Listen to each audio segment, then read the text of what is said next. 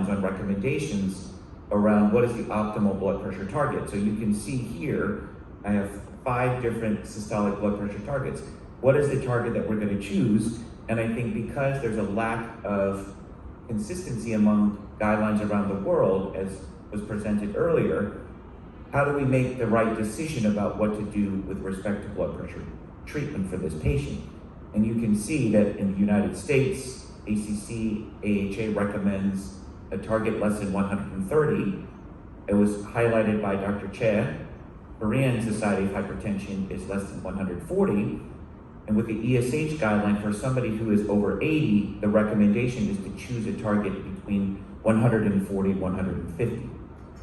So again, this was already presented, but as you can see, the challenge with the US guideline really is that we treat everybody the same. So our target is less than 130.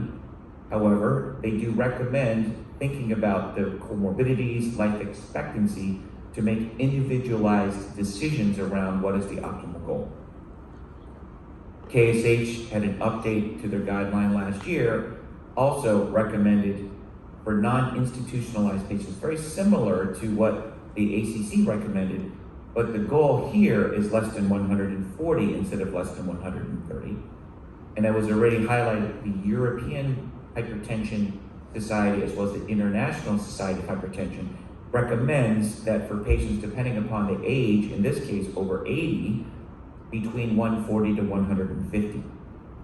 So I was asked to discuss single pill combination therapy. So I think there is global consensus that single pill combination therapy improves adherence and will allow us to achieve better blood pressure control earlier for patients who have hypertension. However, all the guidelines also recommend starting with monotherapy for most of the older patients because of the increased risk of potential side effects, as our previous speakers have mentioned. So, already the SPRINT trial was addressed, and I think it's important to acknowledge that in the trial, more than 25% were over 75, but they did evaluate the patients initially on screening for evidence of orthostatic hypotension. So those patients were already excluded from inclusion in the clinical trial.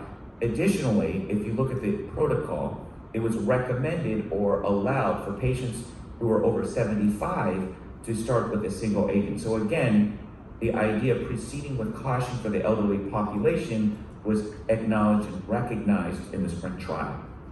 If we look at the Chinese study, the STEP trial, also, if you look at the study, monotherapy was recommended at initiation of the trial. So either amlodipine or olmesartan, but it was only a single agent, and they used traditional stepwise approach to try to achieve the blood pressure target between 110 to 130. So there is acknowledgement that when we have an older population, that we need to be cognizant of the fact that there's more susceptibility to side effects, and as a result, perhaps monotherapy for this older population is what we should be advocating for. So what are the things we have to think about? So clearly, quality of life, life expectancy. Do they have other comorbidities like cancer, Alzheimer's disease? Do they have a prior history of falls or frailty? And what are the actual goals of treatment for our patients?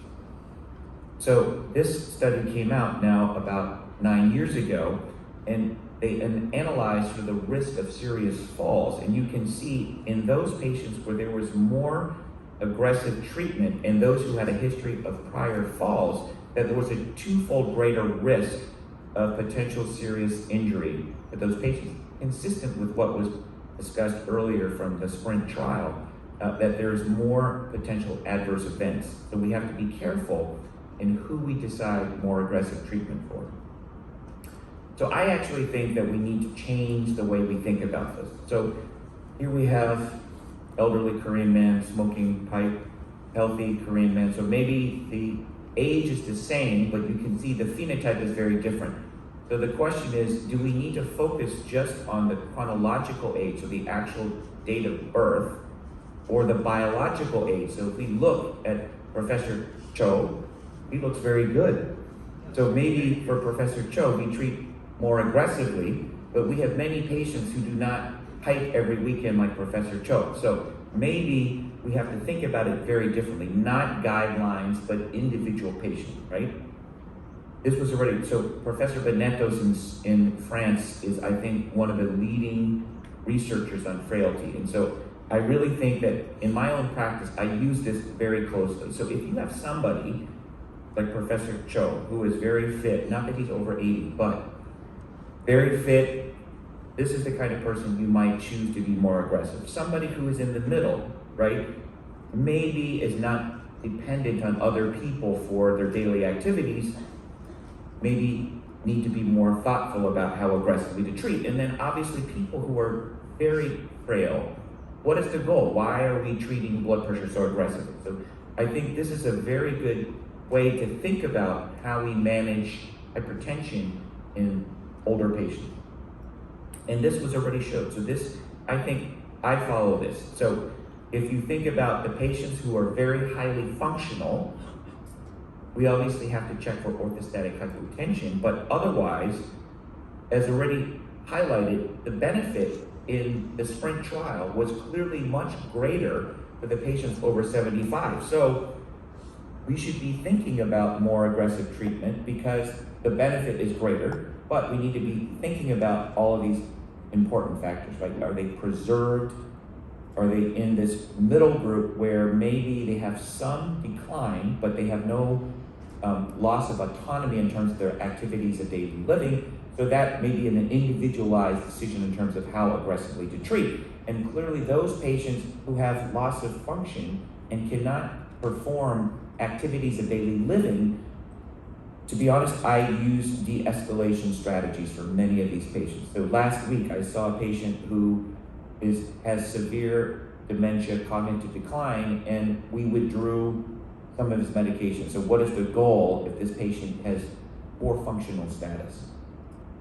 Again, I think I applaud the ESH recommendations that came out that really follow, I think, Professor Benetos, who's actively involved in ESH, using this idea, again, of grouping the patients similar to what I just showed based on their level of fitness versus their level of dependency. So I think this is a very useful strategy in clinical practice.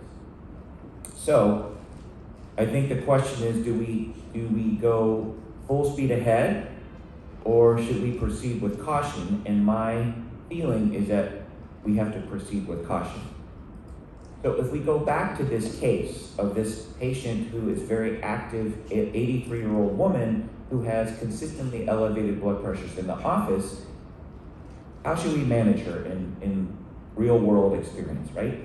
So again, everything is really based on a good discussion with the patient. So first of all, we need to measure blood pressure accurately. So the two, I think, most important sites for the validated devices are the Stride BP, Validate BP, both from the United States and from Europe. So first of all, getting a validated device for this person to check blood pressures at home based on the recommendations from the Europeans as well as the United States, as well as Korean guidelines are very similar. Optimization of diet, lifestyle changes, and then discuss whether the patient is interested in starting medication. So I will always explain the risks and benefits and highlight the fact that in this case, there's significant benefit in a healthy 83-year-old woman. We want to try to aggressively treat her blood pressure since she is very fit, right? So she fits in the category in the ESH of very fit, or fit.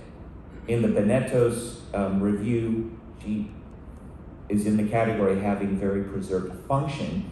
So her target blood pressure, at least if she is in Korea, maybe you do strive for a blood pressure below 140 over 90. In the United States, if she is coming to see me, I would tell her that I would try to achieve a blood pressure target below 130, given her excellent functional status. And so again, monotherapy to assess for side effects, see how she responds to the treatment, and then again, titrating the medication slowly in order to make sure that she doesn't have any adverse effects, falls, other side effects or symptoms like dizziness. So I think everybody will be in agreement that for all patients, it doesn't even have to be patients who are very old, over age 80, that we need to individualize the management based on a very thorough assessment of the patient functional status, frailty, and that really should be used to guide what our recommendations are for the patient with respect to blood pressure thresholds or targets.